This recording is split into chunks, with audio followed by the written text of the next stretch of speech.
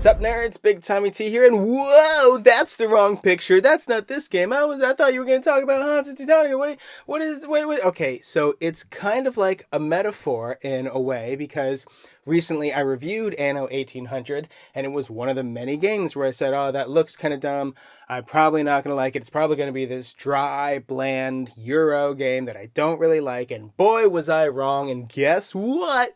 This is the same thing. Hansa Teutonica totally does look really dry and bland, and I don't even really get the name, and it's all about building routes. It's like cubes on a map and blah, but it's so good, you guys. So on your turn, you take a number of actions equal to, however many you've upgraded on your board. Like you start off only taking 2 actions per turn, but you can upgrade that all the way up to 5 actions per turn if you want to. And your actions are usually just like placing cubes on the map. You're building routes, right? There are these routes between these little cities and these little spots where you place cubes on them, and once you have all the cubes there, you've built a route, and then you can score it. And actually scoring it is an action too, so I'll talk about that a little later. But when you score it, you take all your cubes, you wipe them away, and you take one of those cubes that you just wiped away and you put it in one of the neighboring cities that you just built the route in between, kind of like taking ownership of it. Some of those cities can have like multiple cubes in them or whatever, but whoever has the most, or like the rightmost, will in a majority control sort of way have control of that area and get points at the end of the game, and they'll get points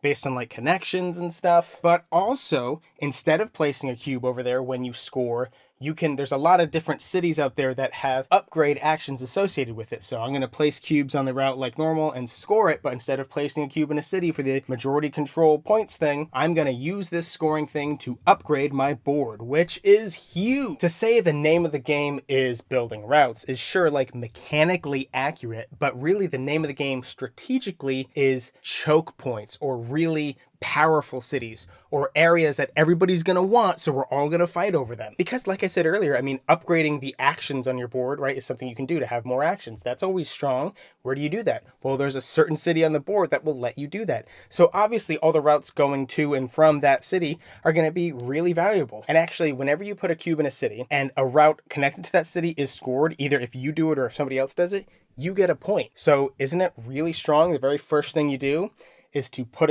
a cube in a city that is really valuable, like the get more actions city, right? Because everybody else is going to want to get more actions, so they're going to place cubes on the routes and they're going to score them, and every time they do, you get a point. But also, the action upgrade spot isn't the only really valuable area. There's tons of valuable areas. Even including upgrading your board. You can upgrade the type of city you can place in. There's different colors of city that are like different levels, so you need to upgrade that to be able to place in some spots. And I know I've technically been playing it wrong. Like when you place those cities, they're supposed to go in the leftmost spot, right? You can't jump even if you have, permission to go into the next color city. You can't jump all the way over. But I don't like that. Honestly, I realized I was playing it wrong after playing it several times, and I played it several times afterwards and never changed it. I even told one of my buddies, hey, by the way, we were playing this wrong last time. We're supposed to do it this way. He's like, oh, that kind of sucks. I'm like, yeah, no, let's not do that. Let's keep playing it the way we want to. Income is another big one. Whenever you wipe those cubes away that are on the board, they don't come back to you. They come back to like a discard pile. You have to spend an action to gain more. So, of course, you want to increase that. There's a spot on the board that will just straight up give you endgame scoring points. So that's really strong, but you have to put a disc there. Ooh, discs are different from cubes. They're more valuable. They're much more rare. There's only really one way you can get it, is to upgrade this spot on your board that will let you do movement, which is a strong action, sure. But I always feel like you kind of want to upgrade that more to get the discs than to get the move action. Move action is strong, but like those discs, man, they're so powerful. And actually bumping people is a big deal too. Like I could place a cube out on the board and you can bump my cube off somewhere else, but you have to burn a cube to do that. And when you do that, my cube gets displaced and moved to another route, and I get to add an extra cube there. So sometimes you're going to put your cubes on a route that you don't even want, just so that somebody else will come and bump you, and you get to put more cubes out on the board. Now I have more cubes out on the board with fewer actions, and hey, I'm going to take the move action to go bring them to the area I really wanted in the first place. There are also these action tokens out on the board, which can be a viable strategy because some of the action tokens are really strong. You basically like get an extra turn. You can get 4 more actions or whatever. Like some of them are really strong, but the ones that start out on the board are just kind of okay. And they're on purpose, like far away from all the really highly strategic areas and routes, like the upgrade your actions one. Of course, it's going to be far away from it to make that not so valuable. Like they're trying to put tons and tons of really valuable areas on the board, which they do, but that action thing only becomes valuable later on, really. Like I'm certain there's tons of people who use that as their strategies to get tons of those tokens, because those tokens are points and you can use them later on in the game to do good stuff. But I've just never seen anybody go super duper heavy on that until some of the really good ones come out. If the multiple action one comes out, of course people go for it. And actually we usually forget to put the new action token out there.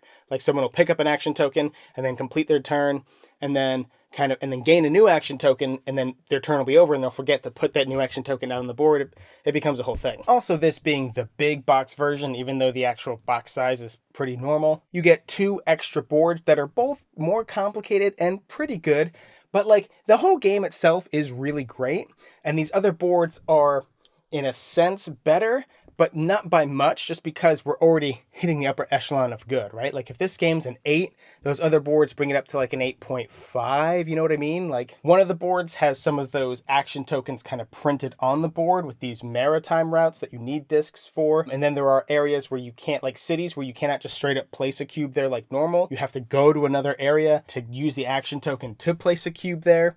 So it's a lot of the same type of thing with just a little bit more complication and changing the strategic areas on the board. The other board does that same thing, but it also cuts the board up into different areas for another area control type of thing. Like there's the blue area and the brown area. And the only real way to actually place cubes in there is if you have a cube in like London, I think, or I think also if you have adjacent neighboring cities, something like that. But it's really hard to put cubes in those areas. And at the end of the game, you'll get points for whoever has the most cities there and the second most and stuff. So it's the same thing, a little bit more rules and a little bit more complication, just to adjust where the strategic areas of the board are and how you do that, So, I mean, I like that I have other boards and other options for that. But at the end of the day, I'm not like, oh, I'm not going to play the base game anymore because these other boards are so much better. I mean, it's more stuff and they're more interesting, but overall the game itself is so great that it's just kind of more great stuff instead of like, oh, this board, this is my board, that's my jam. This is my jam. The only real negative I have is I think for some newer gamers, it may take a little bit of time for them to really grasp the strategy and like where the value is on the board, I mean, I think the turns whip by really fast. Your turn will be, even if you have 5 actions, it could be place 5 cubes, 1, 2, 3, 4, 5, boom, done. I think the teach does not take that long. Setup time doesn't take that long, but you do really have to make sure that everybody understands all the intricacies, so to speak. Like the idea of like, oh, let's just start playing and I'll get it later. It's like, yeah, but you want to make sure that like every decision really does matter in all these places. There may be some places that look like they're unimportant, but they really are important. You kind of want to read through at the end where all the points come from, because some people will forget, oh, I was just thinking about my longest chain. I forgot that each city that I have is 2 points regardless, or vice versa. And again, if somebody doesn't really initially grasp that idea that, oh, more actions, that's really strong. That's a strong area. That's going to be highly contested. I better put a cube there. Like if their brain doesn't immediately make that type of connection, then obviously a lot of the strategy and a lot of the choke points that you'll see on the board, they just won't jump out at you, right? So you have to make sure that they really understand that concept before plowing ahead. But other than that, I was blown away by how much I enjoyed this game. And actually with the big box version and those extra maps, I'm not even like itching for more, really. Like, sure, they could come out with another map or they could come out with like a mini expansion or promos and I would totally get it.